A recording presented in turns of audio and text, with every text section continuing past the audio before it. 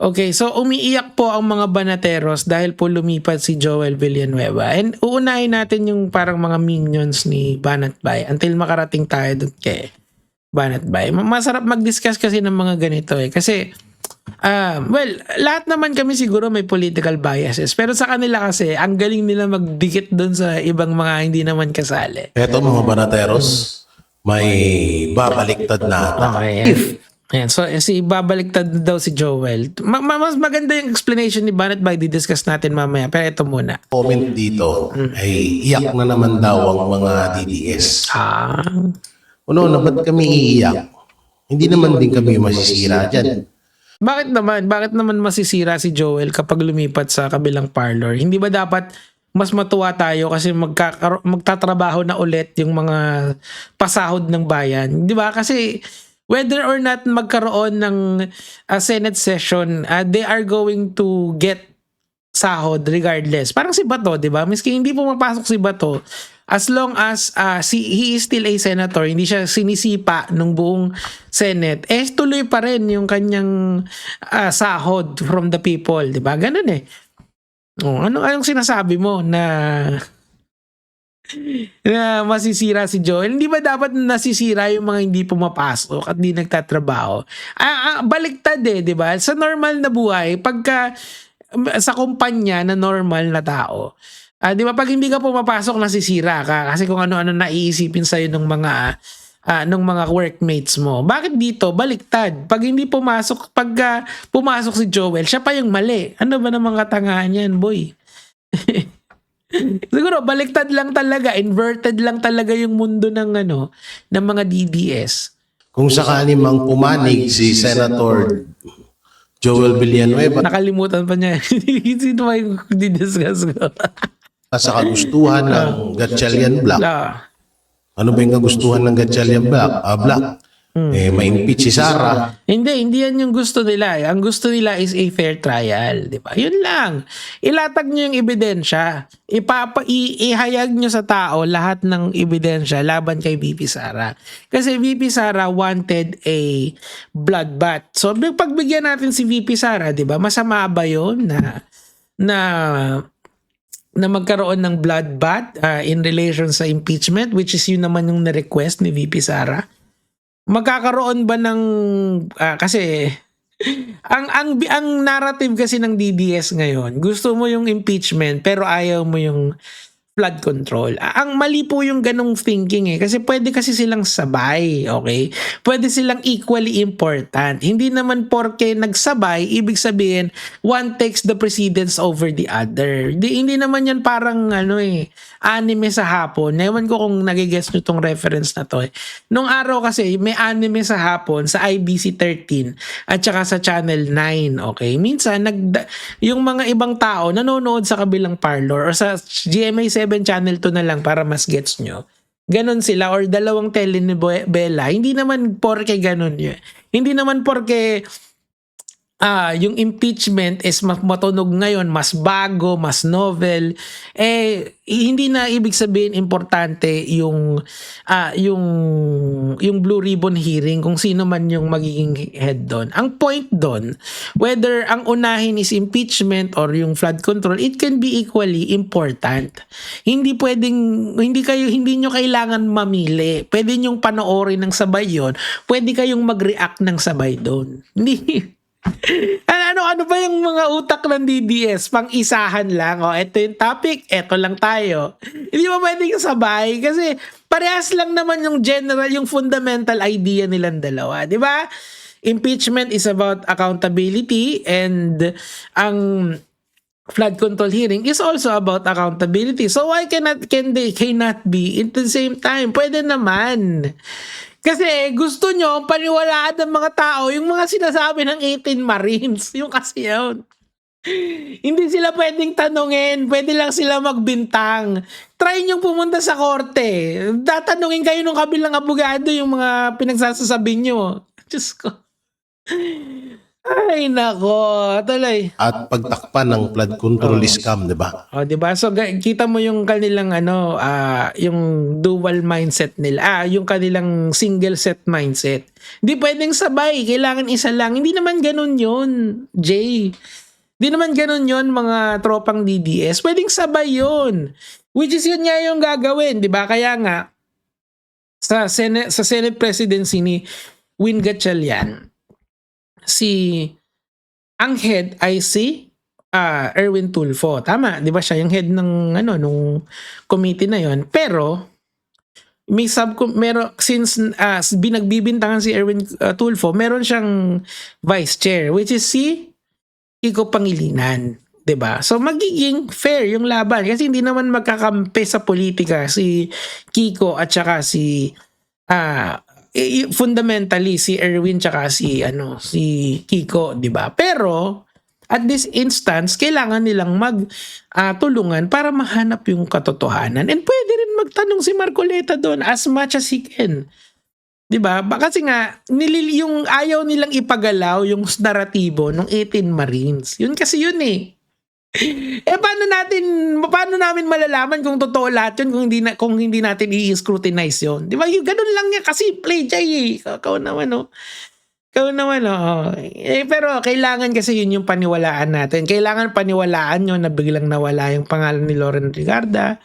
Kailangan paniwalaan nyo na nakabili sila ng iPhone 16 128 gigabytes na mas maagang panahon, di ba? Kailangan paniwalaan nyo lahat yun. Kailangan paniwalaan nyo na si Laila de Lima na nakakulong pa siya during that time, naka-receive ng isang envelope na kulay brown or malita na maliit, yung ganyan lang, parang lunchbox, hindi ko alam eh. So, kailangan paniwalaan nyo yun. Kailangan hindi nyo questionin yun. Kasi para sa mga DDS, yun na yung totoo. Bible truth, sabi nga nung isang senator na merong show. That's not really how you seek the truth. You listen to both sides and you scrutinize. You use critical thinking.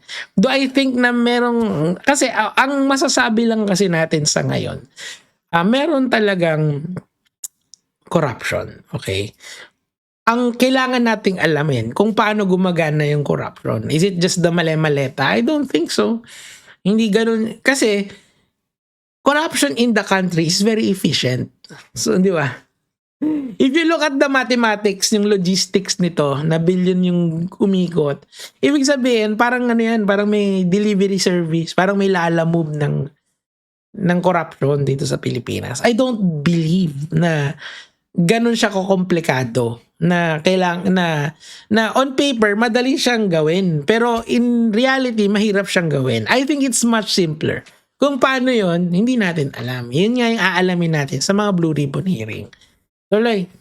So kung dadamayan niya yung mga kapwa niya senador na tutol sa investigasyon sa flood control. Wala namang tutol sa Blue Ribbon Committee. Walang tutol doon. Ang problema kasi sa kaila Marcoleta, nire-railroad nila.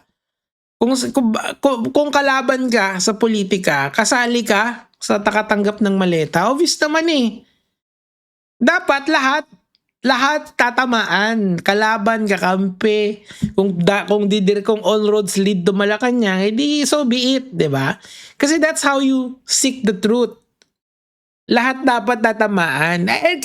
If you understand how the budget works, yung Philippine budget, kasi maraming pipirma na kongresista, na senador, and then the executive. Nakakaroon nga ng bicameral committee Meaning to say, lahat ng insertions, lahat ng amendments, actually mas tama yung amendments, nagagawan after yung default format sa NEP, kasi yun yung una, yung version ng Pangulo, yun yung unang ibibigay sa Congress bago pumunta sa Senate.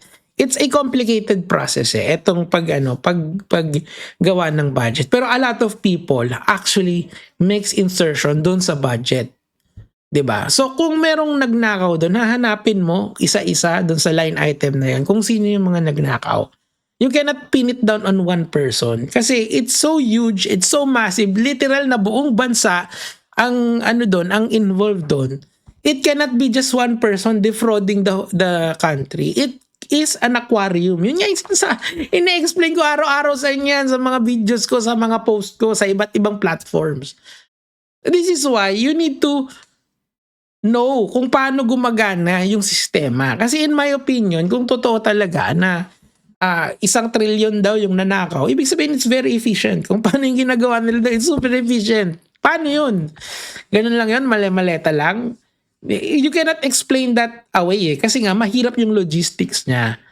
Kailangan arawan yon yung dalahan ng ganong karaming pera. It doesn't compute, di ba? Tama yung computation ni Lacson dun eh. Talagang masyado siyang massive sa ganon na walang nakakahalata, di ba? Na 18 people lang yung essentially nagbibigay kung kani-kanino. Di ba? So, I guess that is why ako gusto kong ituloy yung Blue Ribbon because it would show us kung ano talaga yung sistema. Hindi siya nagpasilaw sa mga... Naiintindihan ko yun kasi syempre takot sila.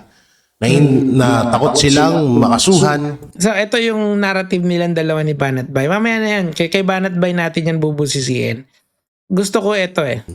Isa sa mga matatapang talaga. Sino to? Alam niyo yung si Pastor Apollo Kibuloy. Eto mo. Ang matapang daw, si Pastor Kibuloy. Okay na sana eh. Siningitan pa niya. Di ba ang galing niya magduktong eh. Si Kibuloy daw matapang. Bakit matapang si Kibuloy? Pakinggan pa rin natin. Sa ibang mga senador na babaliktad. Naiintindihan ko yun kasi syempre takot sila. Takot silang makasuhan, takot silang gipitin. Alam mo, yung isa lang sa pinakahangang-hanga ako hanggang ngayon. Isa sa mga matatapang talaga. Alam niyo yung si Pastor Apollo Kibuloy. Bakit? Tingnan niyo talagang pinanindigan niya, pagiging kaibigan niya sa mga Duterte. Hindi ba, bago pa lang dumating si Marcos, meron na siyang kaso sa US? Kumbaga hindi lang Pilipinas ang nagkaso sa kanya, pati US nagkaso sa kanya, di ba? Hindi kasi that's yung ginagawa nila, it's becoming almost a joke, 'di ba? Kasi sinong maniniwala dyan kung alam mo yung history ng mga tao? Quite literally, lahat ng sinabi nitong si Jay Guevara, pwede nyong tignan, pwede nyong i-google, pwede nyong i-search. Totoo ba na ayaw magkaroon ng Blue Ribbon, ng Win Gatchalianbak? No, that's false. That's a literal false accusation. Kasi meron silang linuluto na Blue Ribbon na hindi biased towards the story of the 18 Marines. Papakinggan nila yung 18 Marines pero i-scrutinize nila. Tatanungin nila yung kung totoo ba yung storya and mga inconsistencies, di ba? And everyone is invited. Even Marcoleta is invited doon sa Blue Ribbon Committee na yon.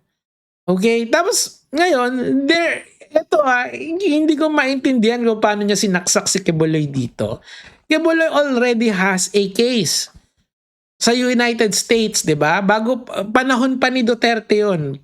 Bago pa nga yata mag-pandemic yun eh. That's how old that case is. Wala pang Bongbong Marcos noon, wala pang awayan sa Unity. Meron na yun. Okay? Meron na yun. Ngayon, biglang matapang, hindi Nako, they must be reading another side of the news na hindi ko alam. Okay? Or this is a political narrative, mga lord. So please be careful about the people you listen to. Ako kasi, I am very open in telling you na bias ako over one person to another. Pero you can fact check me, you can debunk me, wala namang problema doon. Go lang. Ang masama lang, lalibelin nyo ako, yun ang masama. Pero yung debunk, walang problema doon. Ito, i-fact check nyo. Totoo ba yan hindi tinraidor ni Kibuloy? Hindi ganun yung nangyari. Quite literally, may kaso siya sa ibang bansa. Anyway, okay na tayo dito. Doon naman tayo kay Banat Bay.